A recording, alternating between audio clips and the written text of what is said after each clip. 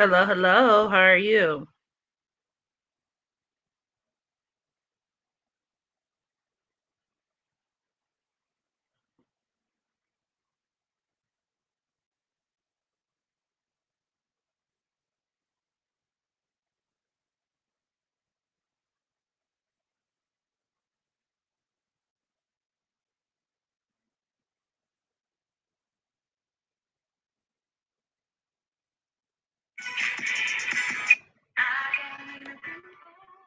Hello. How y'all doing today?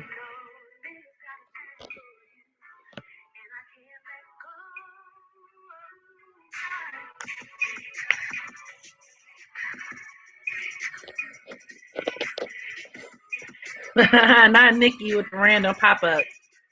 I got an announcement. I got an announcement for you guys.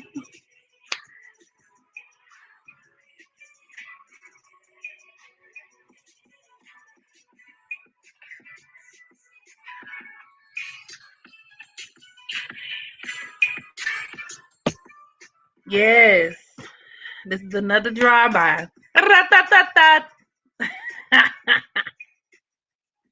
Very impromptu style. Hello, hello. And so with that being said, I didn't anticipate on making this a super long live stream. As the title suggests, I want to talk about YODS in astrology. I've been getting a lot of requests that says to speak on aspect patterns. So this is actually one video in a series that I'll eventually, um, you know, bring down the turnpike. But I want to start with YODS because there are a bunch of different aspect patterns in astrology that have various different meanings, right? But the most common one, or at least the one that's I'm most commonly asked about, is the yod.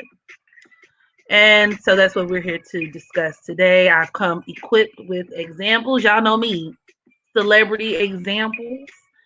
And without further ado, we are going to go ahead and get started. Okay. Y'all make sure you click that thumbs up button on your way in for me. It helps me out a lot, okay, in terms of getting me in that algorithm. Now, yods, also known as the finger of God, are very faded aspect patterns. They deal with problems, issues, or conundrums in our lives. And I actually got that wording from, let me see, who did I get that from? Because it was somebody who actually, I'll cite my sources at the end. How about that? But I like the way that they worded it though. Problems, issues, or conundrums in our lives. Now, to be technical, yards are comprised of two planets that sextile one another, which is the base of the yard, right? And then those two planets are actually forming a quincunx to a third planet, also known as the apex planet. And so while the sextiles, the two planets that are sextiling one another, represent flowing harmonious energy, the apex planet, right, represents kind of like the wild card. It's the wild card. It's the unpredictable, usually like it's kind of like an externalized event or something like that, or something that could really like blow the whole situation up. But in order to fully get a true grasp of understanding yods, you would have to first understand sextiles and how they work, as well as quincunxes. So, as stated before, sextiles are flowing harmonious energies. If you want more information on sextiles, go ahead and watch my video that I have on aspects in astrology. Okay, go check that out, where I speak more of, the sextiles, the main ones, right? Sextiles, trines, squares, and oppositions. But quincunxes, however, quincunxes are actually what people would call minor aspects. Every astrologer takes a different approach to this because, in my opinion, although they are technically categorized as minor aspects, their impact and the way that they are felt and the way that they manifest can be just as major as like a main aspect. even when we talk about transits, quincunxes can take you up out of here. Quincunxes can cause death. Quincunxes can cause major life altering events and scenarios. It could cause, I mean, even mild inconveniences, but they range. Point is, quincunxes are not necessarily to be slept on just because they are minor. Okay. But nonetheless, quincunxes represent things that are tricky, right? They're messy. And as my girl Rabina always puts it, they deal with entanglements. Okay, shout out to Rabina Rastavan, best mentor ever. Okay, but I like that wording because it very much feeds into that framework of things that are really hard to kind of tame, right? Um, Also, you could even look at quincunxes as inescapable situations. That's another way in which I've heard that worded, and it fits. Okay. And then the activation point will always be midway between the two sextile or sextiling planets. Now, yards are very fated, so much fated. When I say fated, right, when we talk about fate in astrology, uh, usually we just mean things that are like bigger outside of oneself, in many instances, outside of one's control. Like I said, it could even symbolize, especially the apex planet, symbolize like outside circumstances, factors, events, things that could happen that really could just shake the table, right? So that's why we say fated. And with that being said, a lot of astrologers only even really acknowledge quincunxes when the apex planet is one of the more fated planets, meaning like the malefics, such as Saturn or Pluto. So a lot of people feel like, well, if Saturn or Pluto aren't the apex planet, then it's not a real yod. I disagree. I mean, I see the point, but I disagree. But still, I see where that thought process could come from. Yachts could also represent shaky circumstances, things falling apart when you least expect it. You could also look at it like a ticking time bomb. So the sextile that's formed between two of those planets, right? The two base planets represent where things could be going really nicely, where a person can be lulled into a false sense of security. Because think about what sextiles and trines represent in the chart. Even though they are positive aspects, quote unquote, they could also have an effect to where one could become lazy, or it can weaken certain effects to where like maybe a person could become complacent, or things are going so well, like this is so sweet, this is going so well, it's so amazing, right? And then boom, that apex planet, right, with the quincunx that is making to both of the base planets, deal with where once again there's an outside force, a new situation that's introduced that breaks the party up, so to speak. What movie was that from? Where, and it's like really big on TikTok. Like people are recording using the little clips on TikTok, but it's like you could do it, put your back into it. I could do it, put your into it. It's like watch me break this up. I feel like I know it's from a movie that I should know, and I know I've seen the movie before, but I'm just not really sure what it is. Like when she was like, "Let me go break this up." But anyway, you can look at the apex planet watching the two sextiles. So you could do it, put your back into it. I can do it, put my into it. Watch me break this up. And then Honey comes and she breaks up the scene. And as a result, yachts typically manifest in just circumstances where like the cat is out the bag, shit goes left, where people can get caught up, where things could blow up in your face. I mean, it could be pretty problematic. Okay. I mean, a lot of people call it, once again, with that fate of God, you kind of feel like, oh my God, is it some kind of like magical aspect pattern? Yachts are where your life is a hot ass mess, where things can get very tricky, and where all it takes is one little thing for you to get caught up, or one thing could be introduced to the fold. London Bridge will come tumbling down. will come tumbling down. It could set off a chain of events. It could also deal with where we are caught off guard. And in some cases, yachts can even point to health problems. And that's something that not a lot of people speak on, but it has to be told. So, with that being said, I would like to discuss some examples, some real life celebrity examples. Okay, let's see.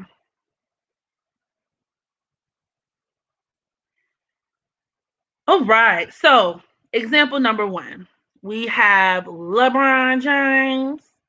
Now, I mean, I really could pull everybody's charts up individually, but I don't really have time for that. So y'all are just going to have to take my word for it, or you can go look it up on your own time.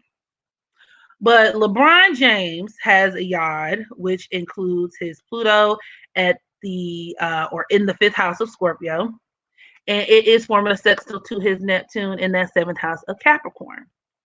And then you have the apex planet, which in this case technically is, I mean, it's an asteroid Chiron, which is placed in his 12th house of Gemini. Now, this yard is very interesting.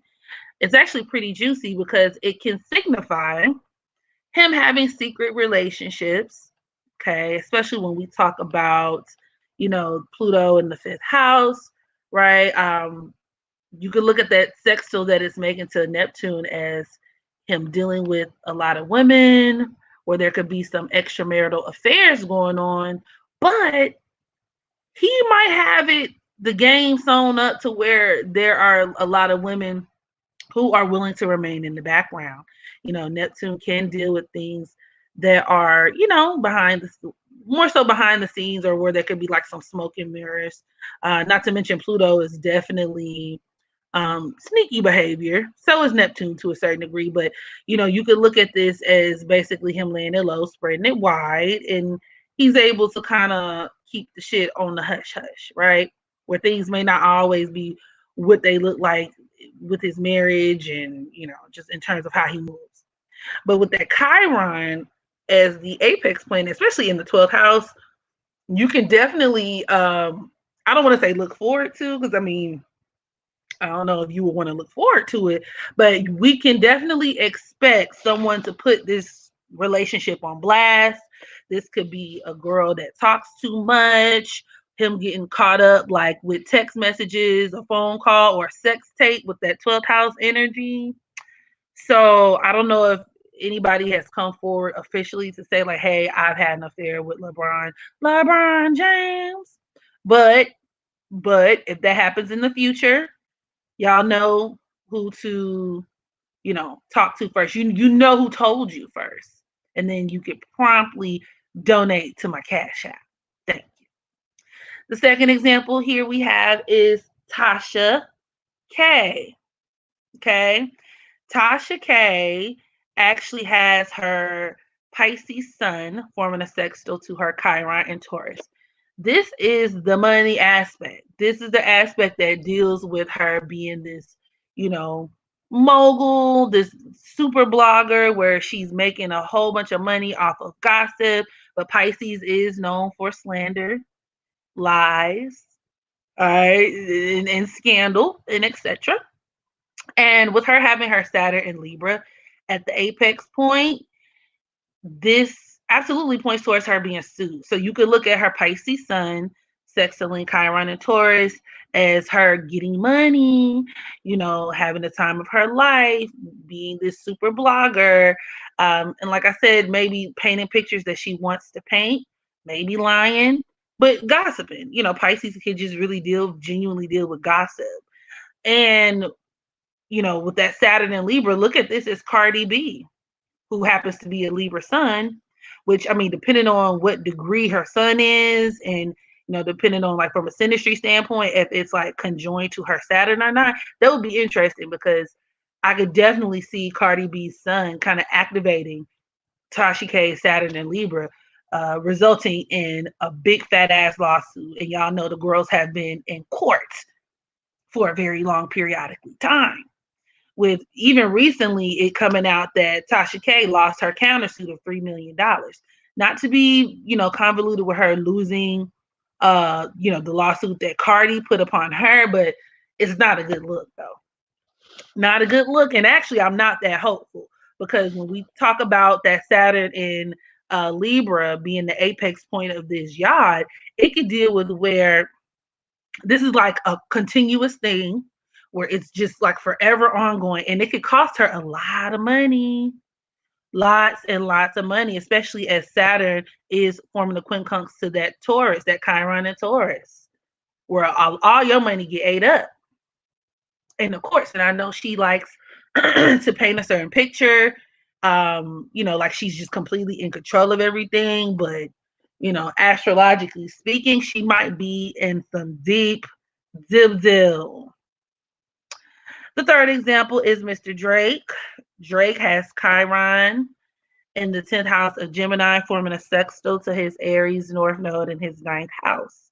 You could look at this as him engaging in affairs, having touch and go relationships with women, flying out women, okay, getting people flew out, smashing and dashing. You could also look at this as being indicative of his career as a rapper and a writer. However, with his Venus in that third house of Scorpio at the apex point, you could always view this as a disgruntled and or vindictive partner, basically exposing him. And as a result, his reputation, Chiron in the 10th house of Gemini, could take a hit.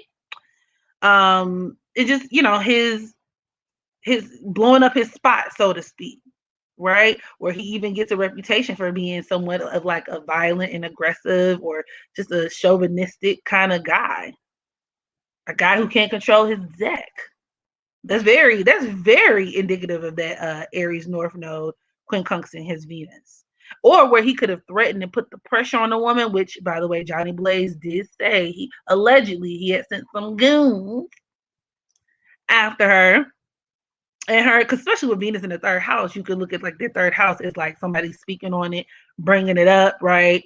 And as a result, like it could mess up your standing, like your credibility, where it could be, you know, some issues with that. But also, you can look at this as somebody, one of his workers, somebody who worked in the OVO sweatshop, or maybe just someone like a peer or someone exposing the fact that he doesn't write his own music, resulting in once again a hit to his credibility with that Chiron, the 10th house of Gemini, where like the writing that he does may not completely be his own, where he may not be as original. You know what I mean? Aries North nodes are supposed to work on being very original in this lifetime. And with that quincunx that is forming to that Venus in his third house of Scorpio, it could deal with where, a lot of his, I mean, the ninth house also deals with publishing too. So I thought that was interesting. But a lot of, his identity and who he portrays himself to be could be largely contingent upon other people. And then finally, we have Bobby Womack.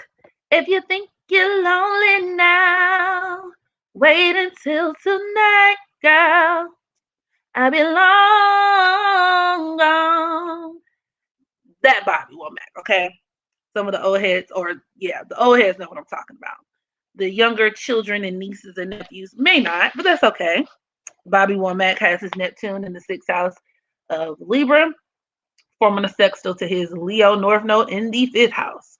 You could look at this as him being also another philanderer. He's another notorious philanderer and a sneaky ass nigga who cannot be trusted. He's actually he's had a very long standing career, but he's also known for playing backup for Sam Cooke and then dating or marrying Sam Cooke's wife shortly after he was killed. And even sleeping with Sam Cooke's daughter, underage daughter. It's weird. He's an Aquarius South Node, perv activity, like it's all of that. But you could look at his Neptune in the 6th house of Libra, forming a sextile to that Leo North Node as him, being sneaky, laying it low, spreading it wide with women, or him just being so engulfed in these romantic affairs, being a lover boy, until boom, that apex with his Mercury at the 12th or in the 12th house of Pisces, that could, deal with him talking to other women. It could deal with him, being slandered, or, where there's a scandal that ensues that blows up his spot as well.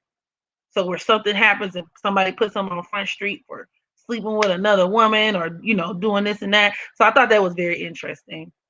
Where these people may try to be discreet, but it don't really work out that way. And I even wonder if like his marriage to Sam Cooke's wife was supposed to be a secret initially until somebody exposed it or something. That's always interesting. Things that I wonder about. So yeah, this concludes my segment on YODS. And I don't know. Let's see what we're looking at on time, because I think I want to talk about another topic. And y'all be sure to hit that thumbs up button for me.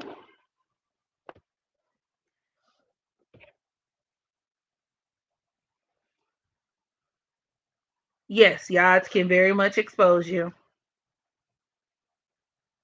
They can expose you. They could, once again, create situations where everything falls down, or where things could just go wrong at the most inconvenient time.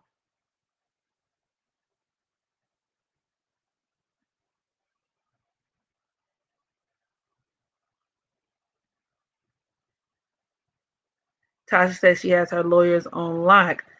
She might have the lawyers on lock, but they have her pockets on lock as well. And don't get me wrong, I'm aware that Tasha K makes a lot of money. But like I said, from an astrological standpoint, and long term, she might be in a pickle.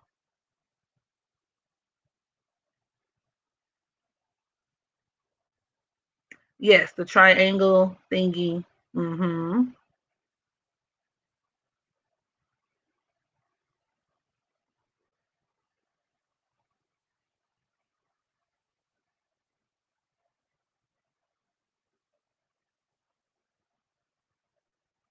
Okay. Bobby has a song called "I Wish." Right. I wish she didn't trust me so much.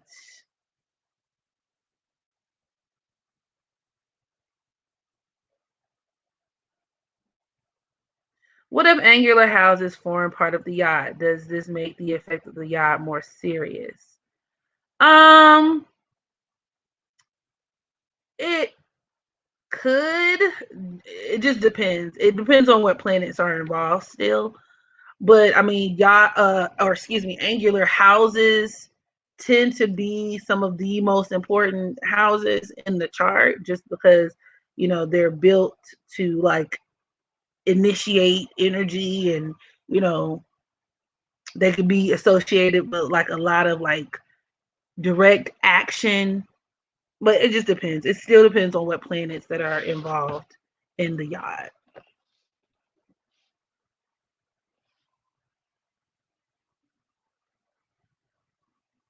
Can yachts ever be a good thing if all auspicious planets are involved? No, not really. I mean, there could be some good to it, because remember, there's still a sextile involved, but there's always a catch when we talk about the yacht. So even where you have the two planets that are forming a sextile to one another, obviously sextiles are positive aspects, right? So there could be something that a person is benefiting from that. There could very well be something that's beneficial about that. Taking it back to Tasha K with her Pisces sun sextiling that Chiron and Taurus. So it's like, yeah, she's able to have her gossip blog and bring in lots of bang, right?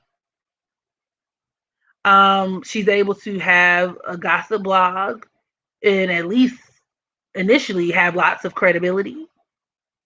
But when you introduce that apex planet, those two quincunxes are going to kind of overpower that sextile. So when you introduce her Saturn in Libra into the fold, not only does it make her credibility questionable, right, with that Chiron and Taurus, the quincunx that is forming the Chiron and Taurus could also, like I said, tie up her money. But the quincunx that is making to her sun, it also just puts her on Front Street. It puts her on Front Street.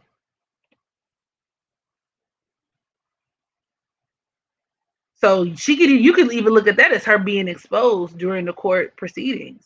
And to be honest, based on a lot of the information, I was watching this. Um, it was a video uploaded by like a guy. He's actually an attorney, like a real life attorney. I don't know the man's name, but he was actually combing over Tasha K's case. And as much as I really don't like Cardi B. I don't like her. She's annoying. But just being truthful, just from a legal standpoint, Cardi has more of a leg to stand on in terms of like slander. Like I said, Pisces deals with slander. So you could look at that quincunx from Tasha's Pisces sun to that Saturn in Libra as the slander that she does or lies leading to a big fat lawsuit. And her struggling to put some shit together. And that's just the truth.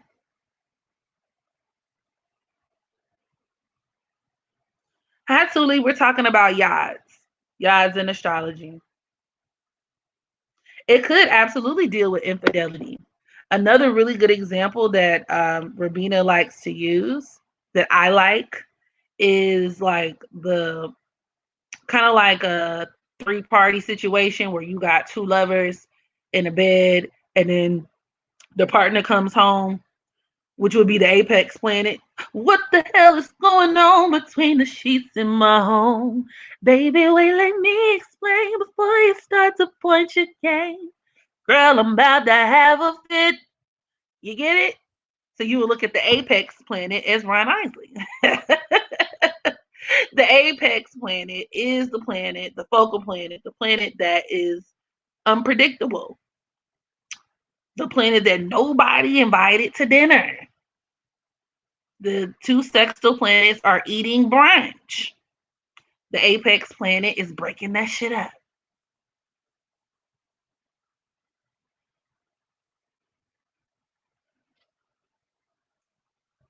Did Tasha lose the case?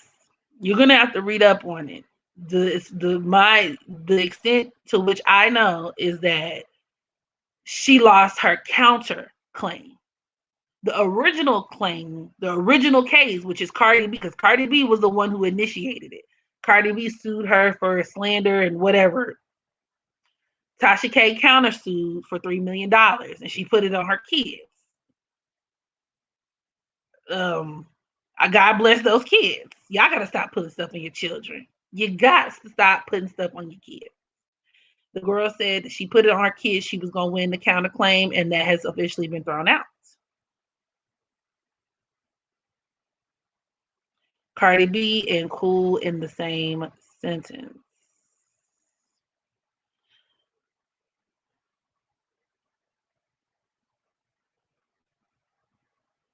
Yeah, Cousin Faith from Soul Food. Thank you, Casey.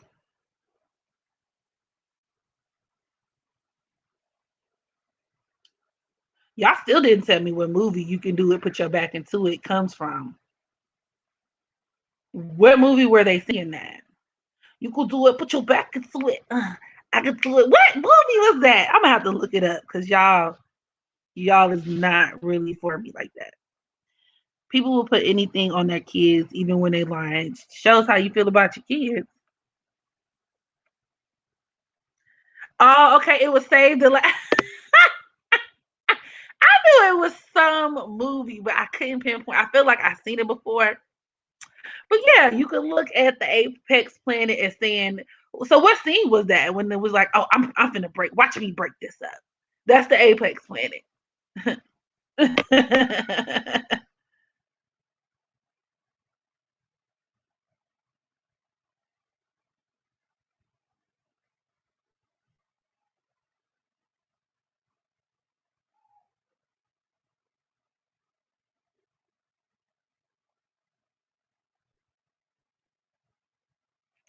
YODS and composite charts and synastry. Those are two really good questions.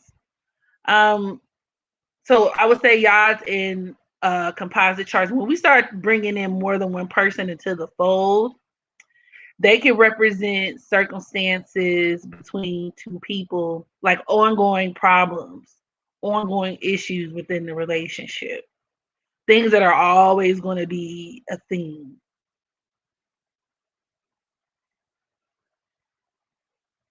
It made you Google it? Oh, you came in late. But yeah, yods are two planets that sextile one another, uh, that are forming a quincunx to a third planet, which is the apex planet.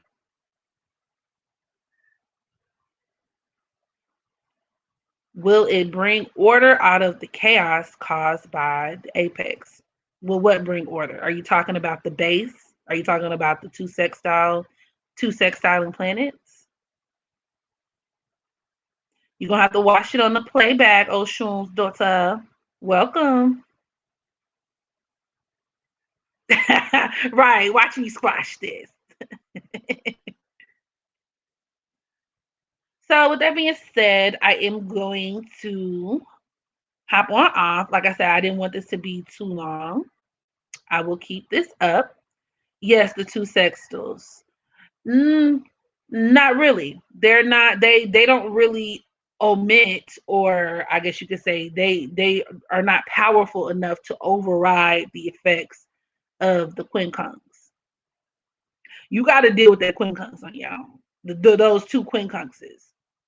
You know, quincunxes deal with where there are adjustments that need to be made. Major adjustments that need to be made. So I'm out of here. I'll holler at y'all later. Love y'all. Thank you for joining me. Bye.